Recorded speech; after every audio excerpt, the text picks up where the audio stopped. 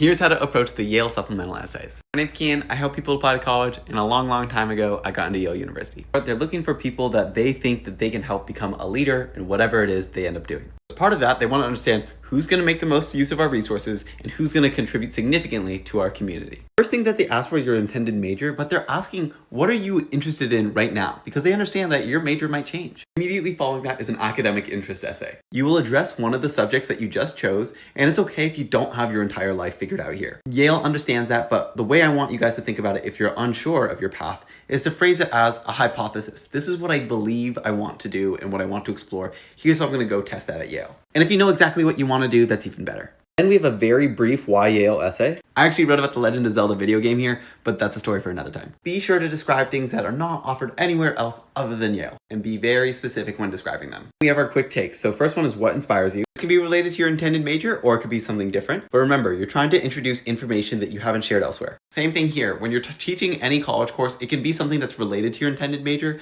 but this might be a good opportunity to also do something that relates to your minor or secondary interest that you mentioned earlier. Next, you'll have to describe how someone in your life has had a significant influence on you other than a family member. There's kind of like two main options people do with this one. You can either go moments of learning or moments of gratitude. And for this very bottom one, this is where you can add in a little bit of strategy, something else that is not included anywhere else.